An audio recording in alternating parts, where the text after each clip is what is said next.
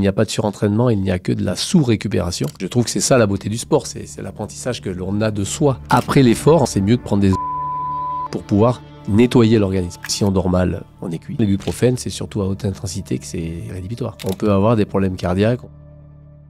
Salut les extraterriens, j'espère que vous êtes en pleine forme aujourd'hui pour ce nouvel épisode. On va parler récupération sportive, on va parler surtout des mythes et des fausses croyances qui bousillent vos récupérations. Aujourd'hui, le but, c'est vraiment de vous apprendre à mieux récupérer pour pouvoir mieux doser vos entraînements et plus performer le jour de la compétition. C'est ça qui nous intéresse aussi, mais aussi tout simplement être des meilleures versions de nous-mêmes au quotidien.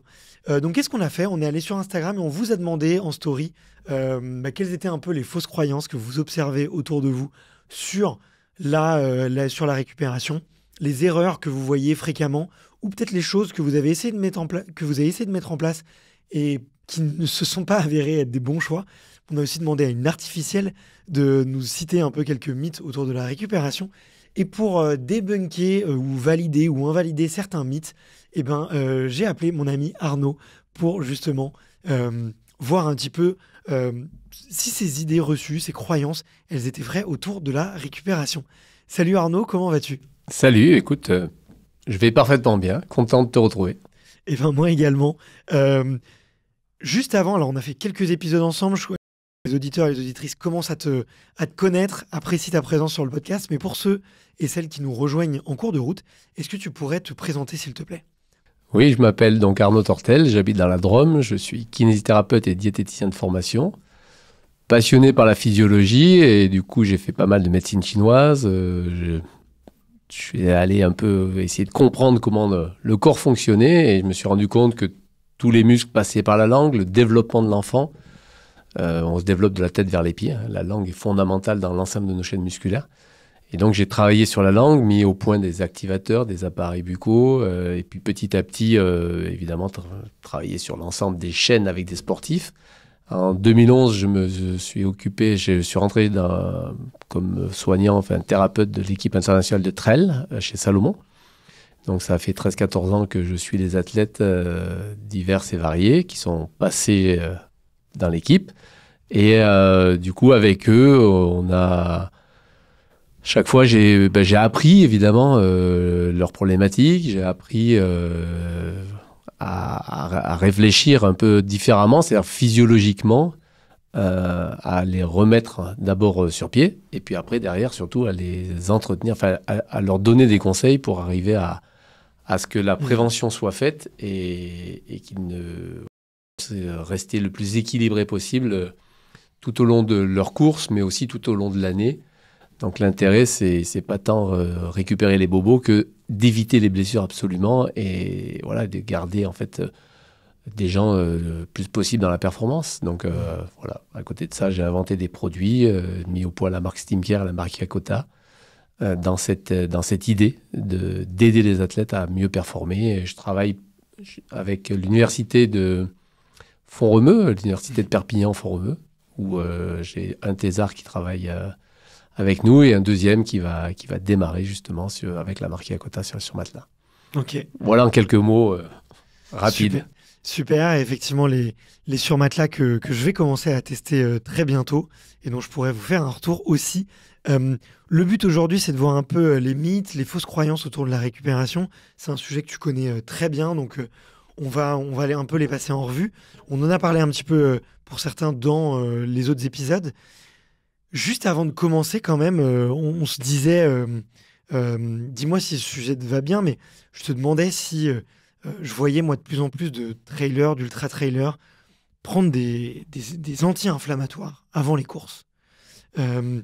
C'est recommandé, pas recommandé? Alors, c'est pas spécialement recommandé. Disons que, comme toujours, dans beaucoup de sports, du moment que c'est pas interdit, c'est-à-dire que on est dans la loi antidopage, du moment que c'est pas un produit dopant, en gros, j'ai le droit de le prendre.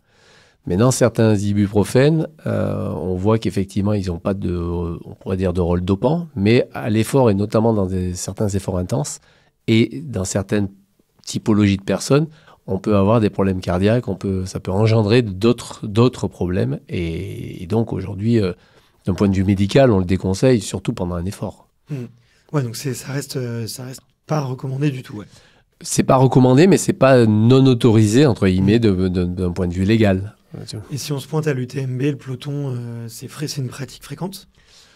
Dans le peloton d'un ultra trail, je dirais que certainement, si tu prends les 100 premiers, je dirais les gens respectent fortement le système antidopage, font quand même, peut-être même les 200 premiers, mais font quand même vraiment attention. Après, on n'est plus dans les mêmes typologies d'athlètes. C'est-à-dire que plus tu vas vers le milieu du cœur de peloton et fin de peloton, plus c'est des gens qui viennent pour au moins arriver au bout.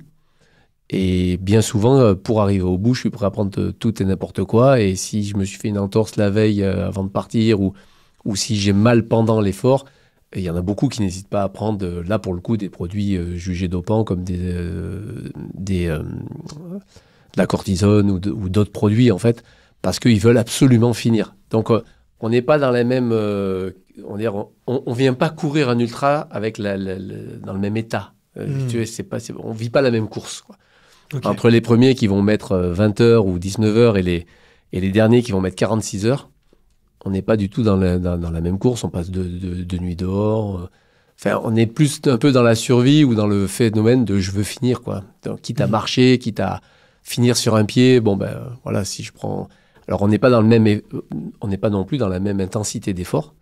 Ce qui fait que, évidemment, l'ibuprofène, c'est surtout à haute intensité que c'est rédhibitoire. Ouais, donc surtout pas, c'est pour des efforts intenses. Et tu vas faire des 800 ou un 3000, C'est pas très recommandé. Alors après, il y en a certainement qui en prennent et qui n'ont rien. Hein, c'est évidemment, comme toujours. Mais voilà, moi, je vais plus développer des produits soit à base de plantes, soit où on va utiliser des huiles essentielles. On va utiliser des produits qui viennent stimuler la physiologie, mais on va essayer de ne pas perturber, entre guillemets, l'organisme ou lui faire croire que tout va bien quand ça va pas bien. Tu recommandes des huiles essentielles pendant la course?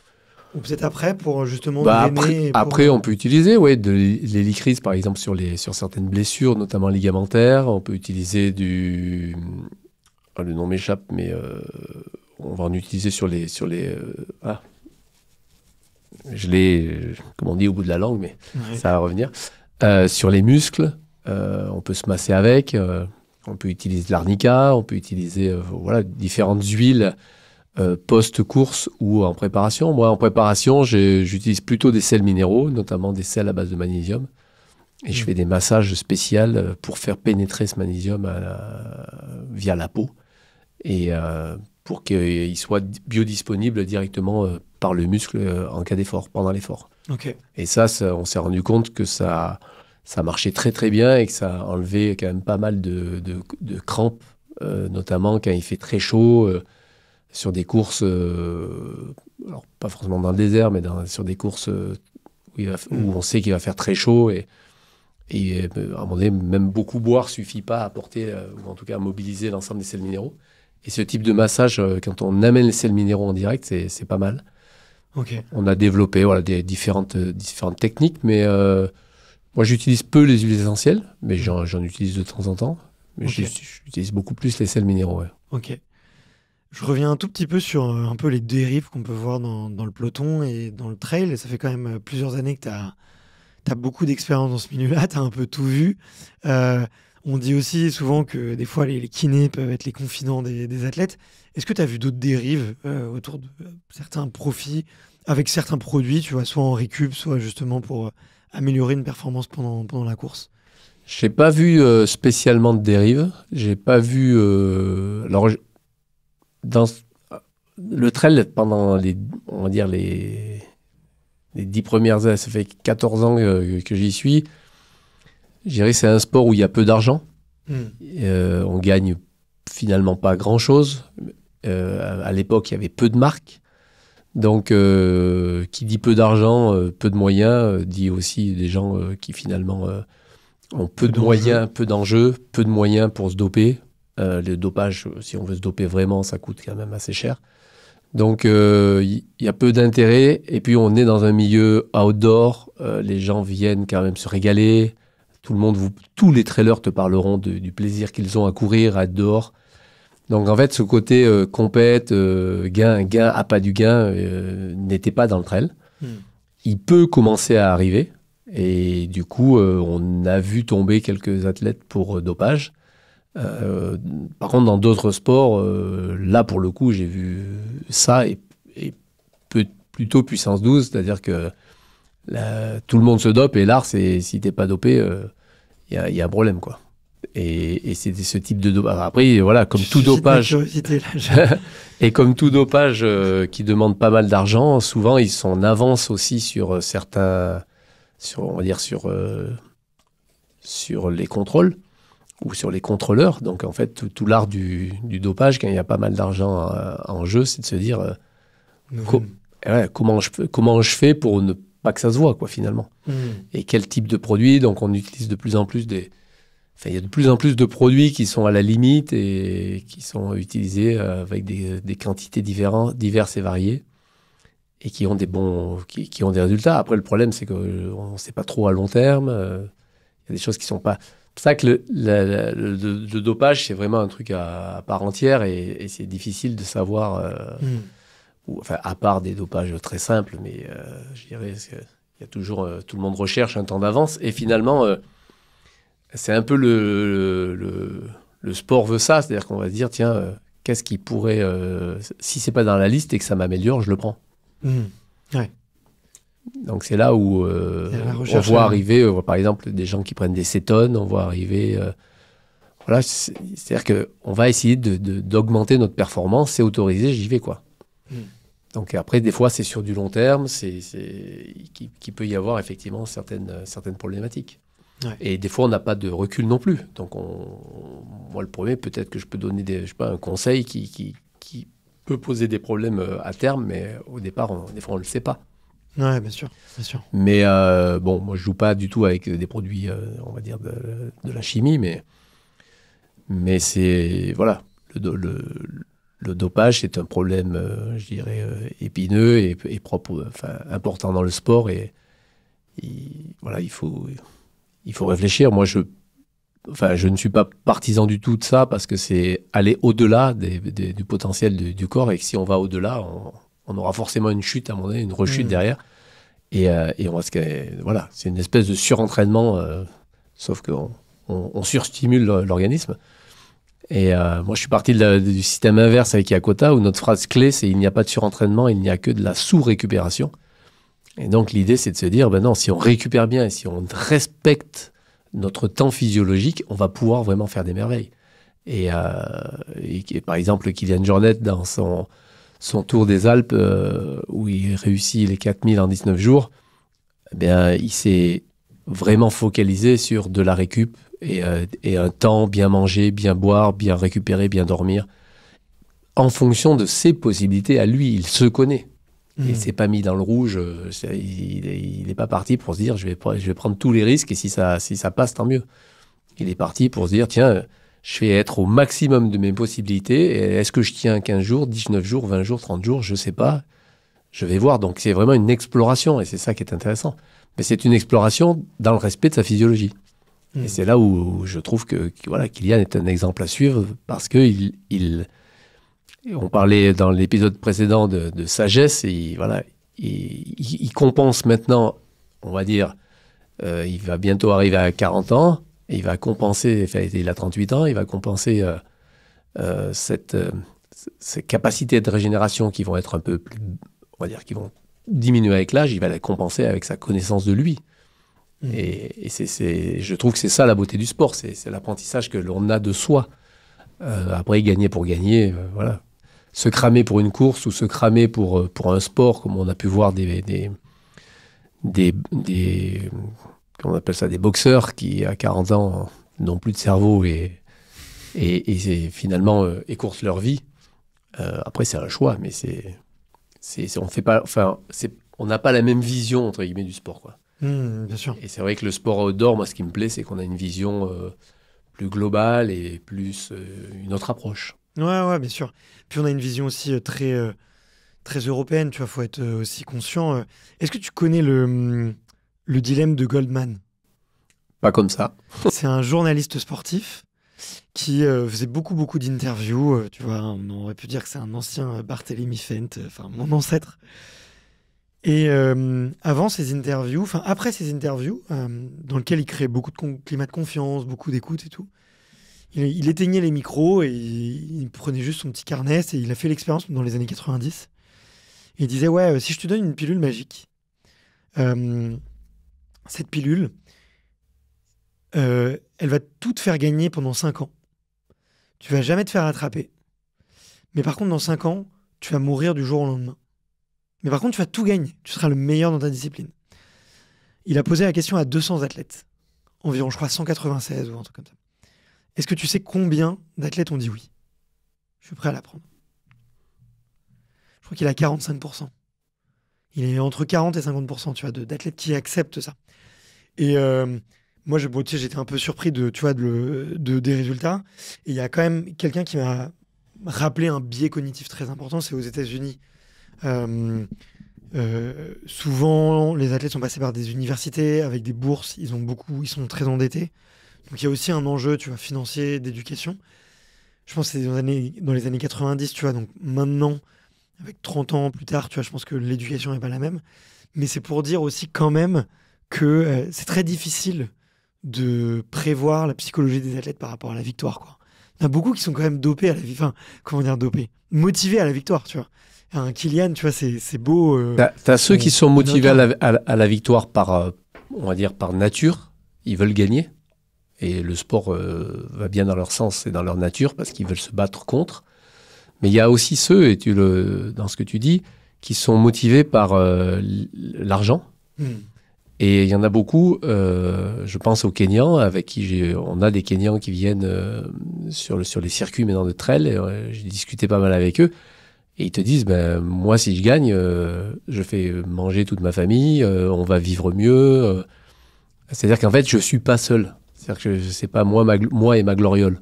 C'est moi et ça va durer peut-être que 2 ans, mais en 2 ans, si je peux prendre beaucoup d'argent, je ferai vivre tout le monde.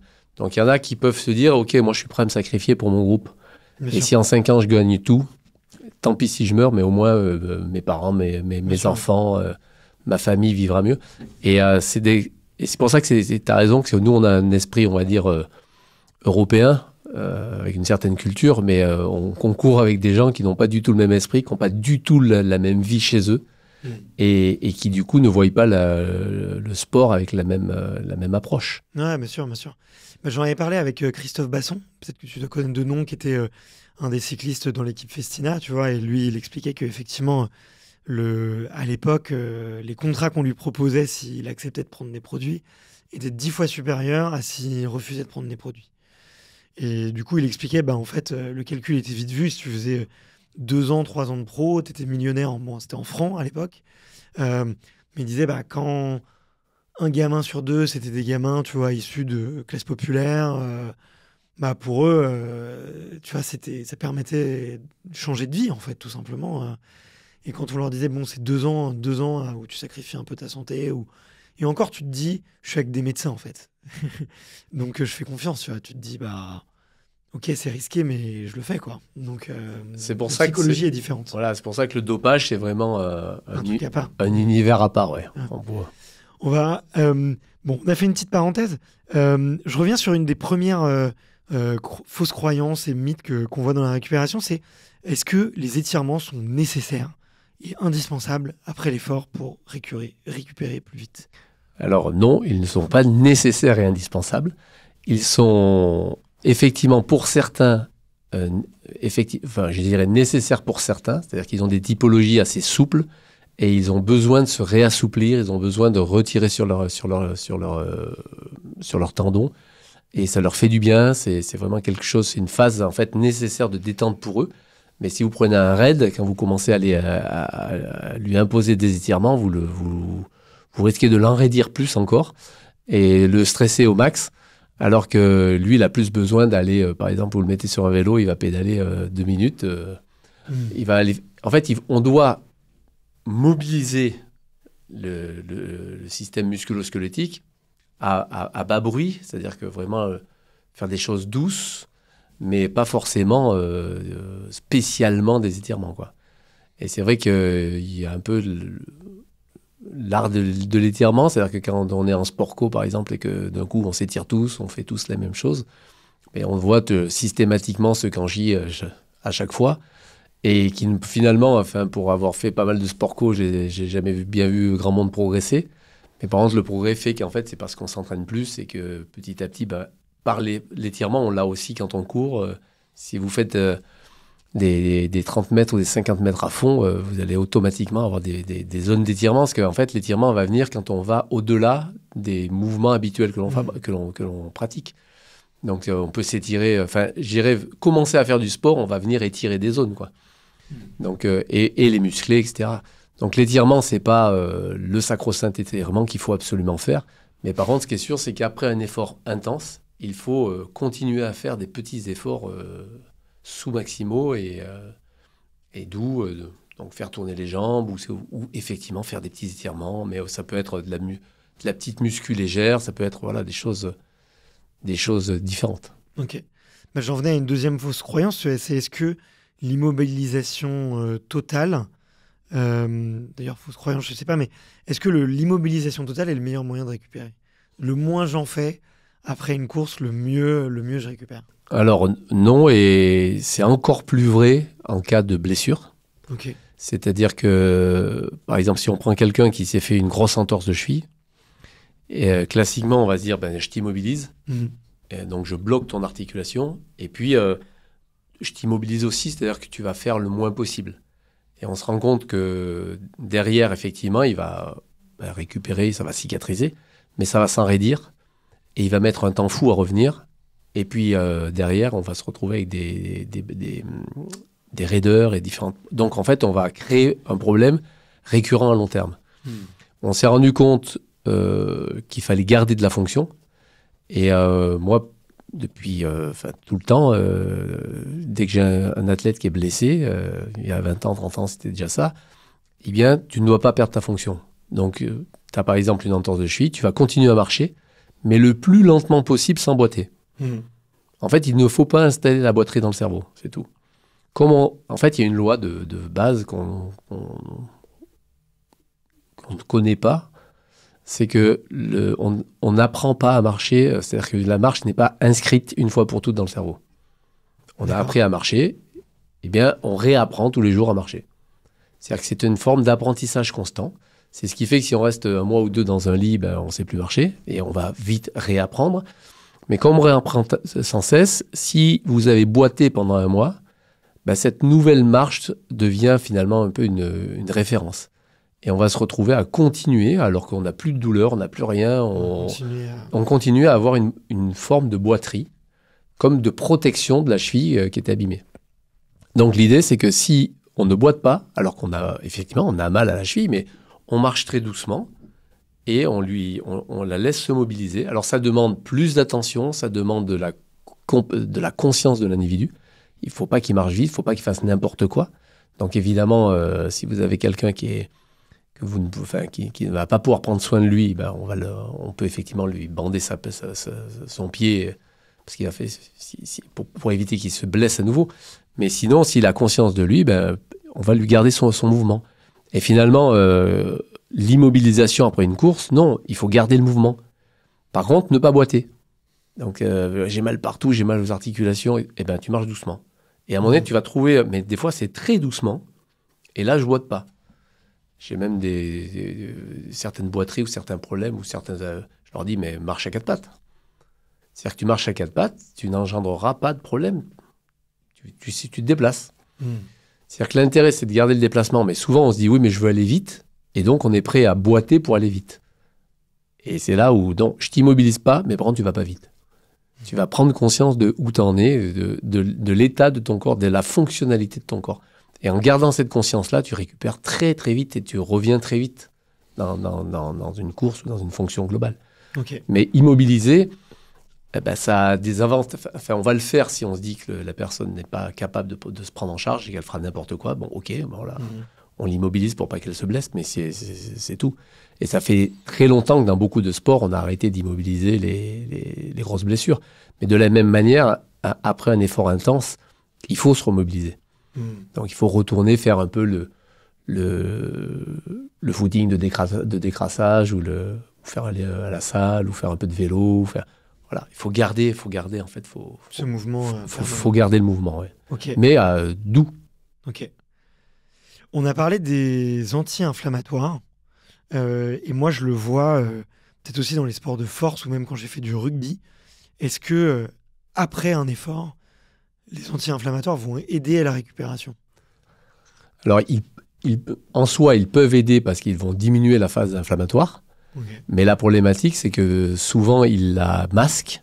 C'est-à-dire qu'en fait, comme ils la masquent, on a ce qu'on cherche dans la phase inflammatoire, ce qui nous gêne, c'est la douleur d'une manière générale.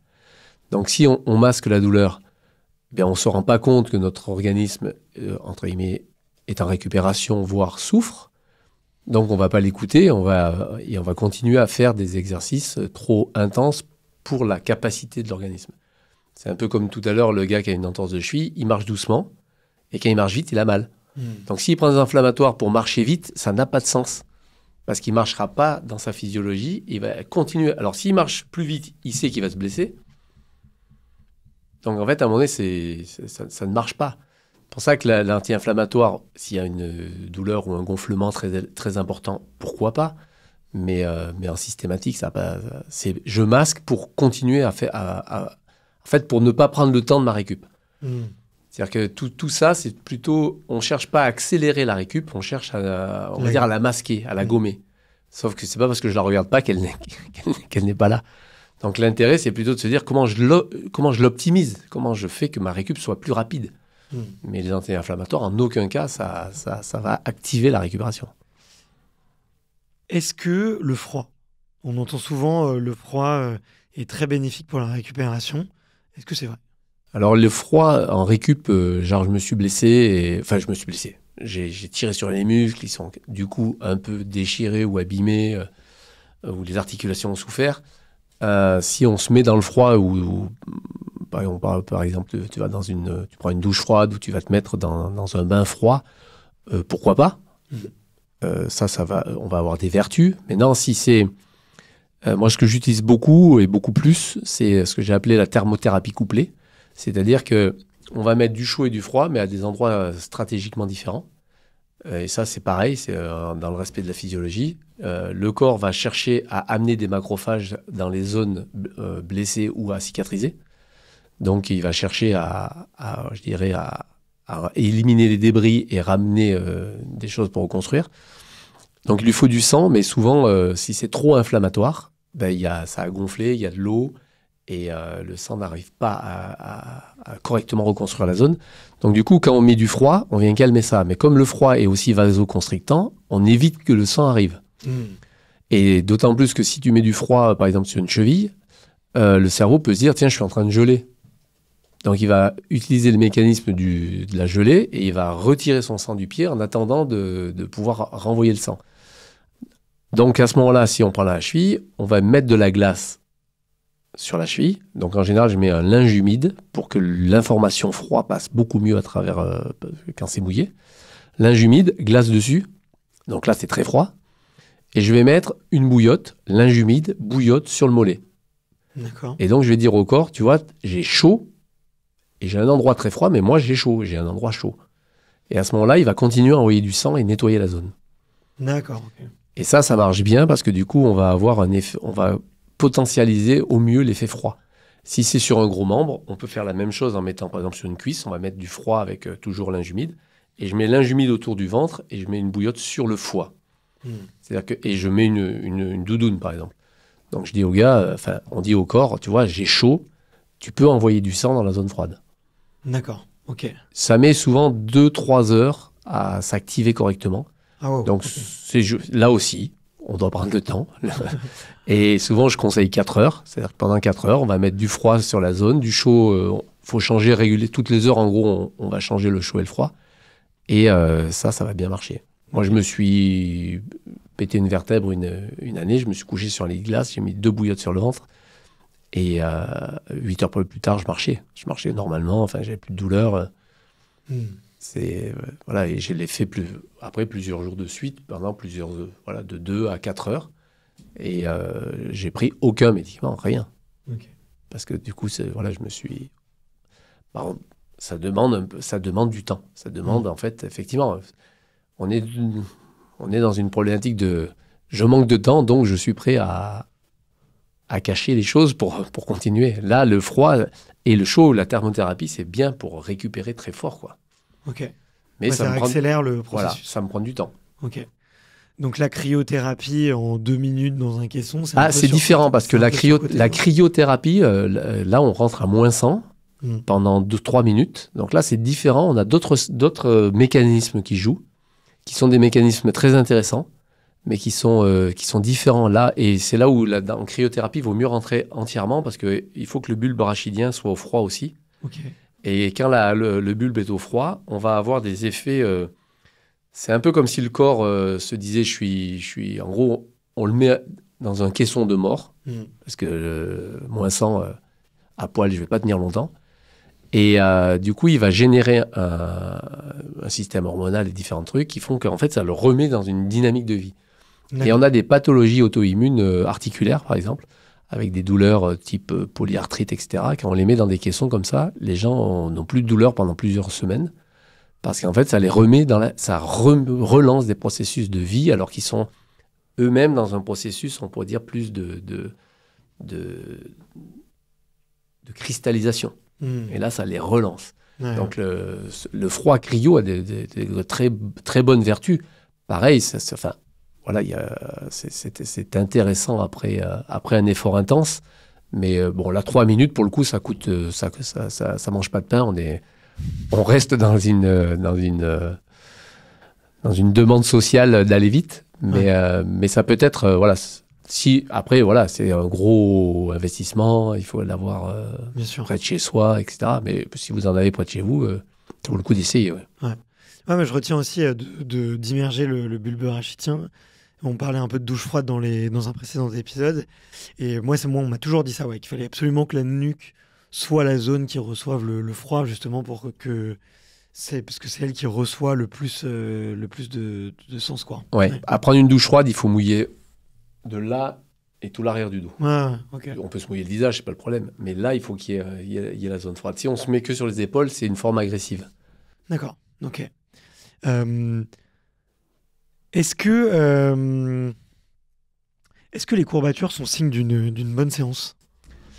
Alors ça, c'est toujours ce qu'on entend. Ouais. Parce que les gens, une bonne séance, c'est je me suis bien fait mal.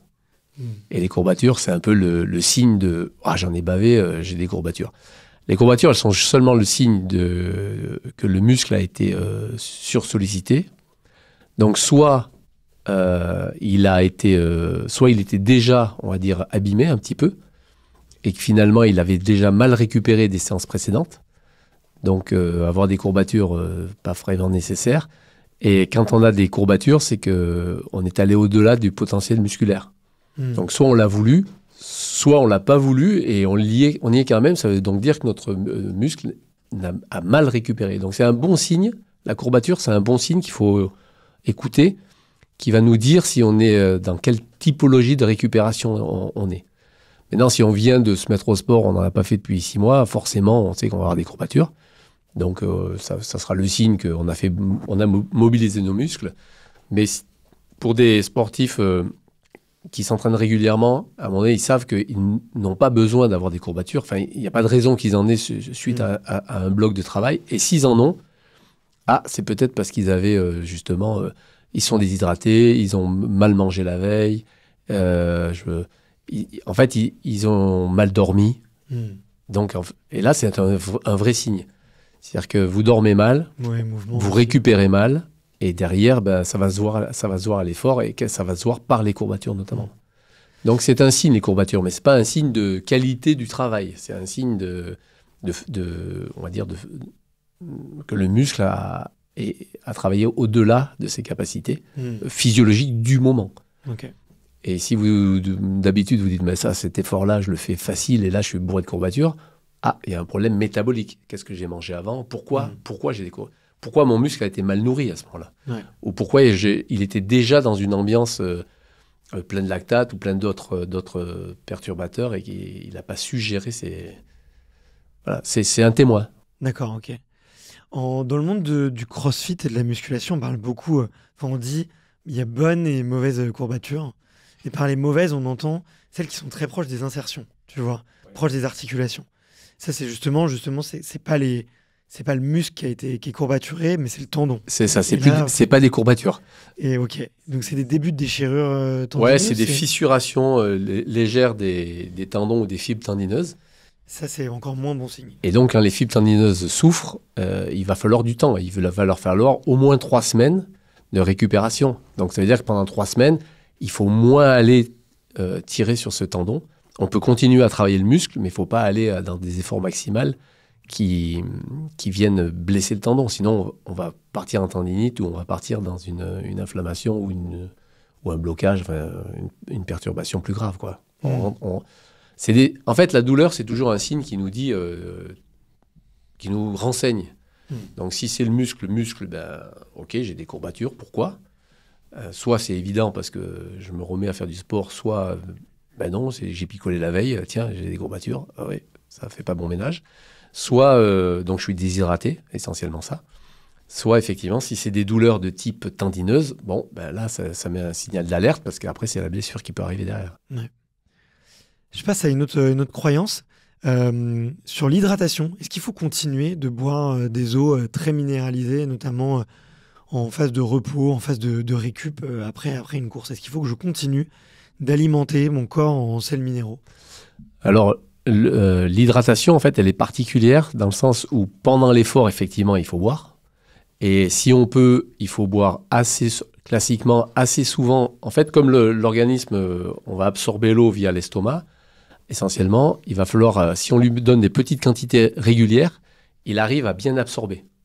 Si on met des grosses charges d'eau d'un coup, on va avoir un volume d'eau qui reste dans l'estomac, et puis ça pèse, et des fois ça bloque au contraire le travail stomacal, et à l'inverse, on a beaucoup bu, et après on n'arrive plus à boire. Voire on a beaucoup bu, on va avoir beaucoup d'eau qui rentre dans l'organisme, et des fois on se met à pisser alors qu'on n'amène pas l'eau là où il faut. Donc, il y a une qualité d'hydratation, si on arrive à boire régulièrement. Pareil après l'effort. Par contre, la qualité des eaux, effectivement, pendant l'effort, si on a des eaux minéralisées, voire, alors dans le minéralisé, moi j'aime bien prendre des eaux de Quinton, j'aime bien boire des eaux avec des minéraux, je dirais, directement assimilables, et pas des eaux du commerce classique où on va se retrouver avec avec de l'eau qui est bonne pour les plantes, mais nous ne sommes pas des plantes, donc cette eau n'est pas... Ces minéraux ne sont pas assimilables pour nous. Et après l'effort, en fait, tout de suite après l'effort, c'est mieux de prendre des eaux faiblement minéralisées pour pouvoir nettoyer l'organisme. En fait, l'organisme a fait un effort, il a besoin d'abord de nettoyer et puis après de se reconstruire. Donc, on va suivre cette voie. Maintenant, classiquement, pour des gens qui font un peu de sport régulièrement, mais plutôt pour s'entretenir, qui ont des boulots un peu stressants, je leur conseille de boire que de l'eau faiblement minéralisée au quotidien, parce qu'en fait, on a une tendance à se charger en toxines de stress, à se charger parce qu'on va manger un peu plus, parce que voilà, il faut nettoyer. L'eau ne va rien nous apporter de spécifique, sinon je veux dire, elle vient nous hydrater, mais l'alimentation nous amène déjà plein de choses, donc des vitamines et autres. L'intérêt, c'est plutôt de se dire, tiens, je dois drainer. Ok.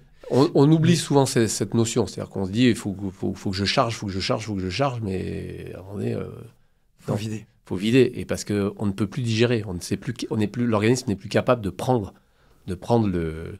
C'est comme les taux, en course, il y en a beaucoup qui vont dire ah mais moi je prends 60 grammes, soit 80 grammes, 90 grammes, 100 grammes, c'est-à-dire qu'on va monter le grammage de sucre, sauf qu'il y a des typologies qui sont incapables de prendre beaucoup de sucre. Et que quand ils arrivent à des taux élevés, ben, c'est fini. Ouais. Ils digèrent plus, ils n'arrivent plus à manger. Donc on voit beaucoup de problèmes entre elles, de gens qui n'arrivent plus à s'alimenter. Et ils n'arrivent plus à s'alimenter parce qu'en fait, ils ne se connaissent pas et ils sont partis sur du principe qu'il fallait qu'ils aient beaucoup.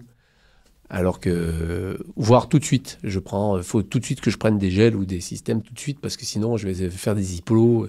Or, on a beaucoup d'hypoglycémie réactive à des prises de sucre trop précoces. Ah ouais. Donc, en fait, bien souvent, et c'est toujours pareil selon les typologies.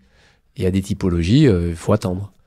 Et ça, c'est des choses qu'on a, avec tous les trailers de long notamment, on s'est rendu compte qu'en fait, ils pouvaient commencer à manger plus tardivement et qu'ils pouvaient même s'entraîner en ne prenant absolument rien pendant 5-6 heures. Et c'était pas nécessaire. Ok. Est-ce que plus on dort plus on récupère? Plus on dort plus on récupère. Et bien en fait, plus on dort plus on dort plus. Mais la récupération, elle va être très liée aux phases de sommeil. Et donc, phase dans le sens, il faut qu'on ait un sommeil profond, beaucoup plus grand, une grande phase de sommeil profond. Donc, il va falloir s'intéresser dans le sommeil, c'est regarder la qualité du sommeil. Plus le sommeil profond est important, plus on a un pourcentage élevé, plus on récupère. Par contre, on peut dormir finalement longtemps, rester longtemps couché, avoir peu de sommeil profond. Il y a des gens qui font par exemple des espèces de micro-apnées du sommeil, qui sont pas, on les considère comme des apnées où certains s'endorment par exemple sur le dos, ils vont avoir des phases où ils vont ventiler par la bouche. Tous les respirateurs buccaux, on voit ça dégrade entre guillemets leur sommeil profond. Ils vont rester sur des sommeils plutôt faibles d'intensité, avec des micro-réveils très réguliers, même si eux ne s'en rendent des fois même pas compte. Et finalement, ils récupèrent très mal. Et du coup, ils s'oxygènent aussi très mal, puisqu'ils ventilent que par la bouche. Donc d'un coup, on rentre dans un cercle vicieux. Et c'est des gens qui vont rester 8 heures, 9 heures couchés, ils se lèvent, ils disent « Putain, j'ai peut-être pas assez dormi, je suis cuit, quoi, je suis fatigué. » Effectivement, ils sont fatigués, parce qu'ils ventilent mal, et parce qu'en plus, ils n'ont pas un sommeil récupérateur. C'est là où, pour la ventilation, depuis plus de 20 ans, j'utilise des activateurs buccaux pour obliger l'organisme à ventiler par le nez. Donc ça, c'est déjà la base. Et ensuite, avec les matelas Yakuta, on s'est rendu compte que, de par la technologie Minoxys, on pouvait augmenter on pouvait augmenter en fait le travail sur la variabilité de la fréquence cardiaque et le sommeil profond. Donc ils ont des sommeils beaucoup plus profonds et beaucoup plus longs. Donc ce qui est intéressant maintenant avec les montres connectées, c'est qu'on peut avoir des pourcentages de sommeil profond et chacun peut finalement analyser, hormis son propre ressenti, on peut regarder et on voit son temps de sommeil profond augmenter. Et j'ai autant de sportifs de haut niveau qui ont des montres que d'hommes d'affaires maintenant qui se sont rendus compte que eux aussi faisaient du sport au haut niveau, c'est-à-dire souvent ils dorment peu, ils ont beaucoup de boulot, voire ils ont des pince-fesses, ils picolent le soir, etc. Et le matin, il faut être opérationnel. Et ils se rendent compte qu'en dormant sur le surmatelas, ils récupèrent beaucoup mieux. Alors effectivement, plus on passe 40 ans, plus on se rend compte qu'on peut avoir des problèmes de sommeil, et donc plus ils sont attentifs et ils prennent conscience de ça. Mais je pense à un jeune qui a 25 ans qui me dit « Moi, c'est mon arbre anti-cuite. Je prends une cuite, je dors sur le surmatelas, le matin, j'ai la pêche. » Carrément. Parce qu'en fait, je récupère plus vite, je dors profondément, alors que d'habitude, avec l'alcool, il peut pas. S'il se lève le matin, il est dans le pâté. Donc c'est pour ça que c'est de la physiologie, effectivement. Le sportif demande pour la performance, va être dans une physiologie poussée à l'extrême. Mais finalement, de cette physiologie, c'est un peu comme la Formule 1 pour les voitures, quoi. On arrive à faire un moteur de Formule 1, mais après, on peut le mettre dans les voitures des autres. Et finalement, on garde cette technologie appropriée à chacun. Et le surmatelas, c'est ça. Et ça permet aux sportifs de haut niveau de récupérer plus vite, mais ça nous permet aussi à tout un chacun, pour diverses raisons, de récupérer, parce que notre sommeil va être plus profond et parce que notre capacité à éliminer les toxines sera plus élevée. Ok. Tu peux rappeler un peu les piliers de la récupération, selon toi, pour clôturer cet épisode? Alors les piliers, quand on a posé à beaucoup d'athlètes la question, qu'est-ce qui était selon eux le pilier numéro 1, tous sans exception nous ont dit le sommeil, parce que si on dort mal, on est cuit. Même une nuit, le sommeil c'est trop important. Le deuxième pilier, ils nous ont tous dit l'hydratation et l'alimentation, mais là sur quelque chose d'un peu plus long terme. Et le troisième pilier qui pour eux est annexe, c'est finalement, quand je dis annexe, c'est les gains marginaux. Ça me permet de gagner, d'avoir quelques gains marginaux. Donc pour un athlète de très haut niveau, c'est important, parce que s'il a bien réglé son sommeil et bien réglé sa bouffe et qu'il se connaît par cœur, il va pouvoir faire des petits gains marginaux avec des massages, des étirements, de la cryothérapie, du chaud, enfin tout ce qui pour nous a, je dirais, commun du mortel, on nous propose comme étant les grands outils de la récupération. En fait, ces outils-là, ils sont très peu utilisés par les athlètes. Ils sont utilisés, mais comme ils me disent tous, c'est 10%, c'est des gains marginaux. Et encore, peut-être 5%. Ils me disent, si tu manges mal, si tu bois mal, si tu t'hydrates mal, t'es cuit. Et si tu dors mal, c'est foutu. Et comme mal dormir aujourd'hui, il n'y a pas de... pour essayer de... on regarde notre montre et on se dit comment j'augmente mon temps de sommeil profond. Les solutions classiques, il y en a qui vont prendre de la mélatonine, d'autres des bouchons d'oreille, d'autres un meilleur matelas. Je ne vais pas faire de bruit. C'est-à-dire qu'en fait, on va essayer de s'entourer pour être bien dans son lit, pour essayer d'avoir un peu de chance de mieux dormir. Mais on ne joue pas réellement sur la qualité du sommeil. Et c'est là où, en fait, les sur Matelas Yakota, en discussion avec les athlètes, on s'est dit, mais comment on peut faire pour améliorer ce sommeil profond? Donc, j'avais des pistes liées à toutes les recherches que j'ai pu faire et j'ai mis au point les sur Matelas dans cette idée. Amélioration de la récupération et donc de ces phases de sommeil profond, comme on a pu en parler dans les autres épisodes. Et ouais, on vous renvoie sur les épisodes précédents, notamment les liens entre le sommeil profond et la variabilité de la fréquence cardiaque. C'était une mine d'or, c'était des masterclass sur la récupération, donc merci pour ça Arnaud. Mais écoute, je crois qu'on a bien débunké les sujets de la récupération et du sommeil aujourd'hui. On se retrouve pour un prochain épisode dans un mois où on va encore plus parler du sommeil. Vraiment, on va en parler spécifiquement. On va essayer de voir quand même toutes les règles d'or, tout ce qu'il faut éviter, tout ce qu'on peut mettre en place. Et effectivement, aller un peu plus loin, plus en détail pour que tu me parles encore plus des sur Matelas Yakota. Voilà. Salut Arnaud, merci. Merci à toi.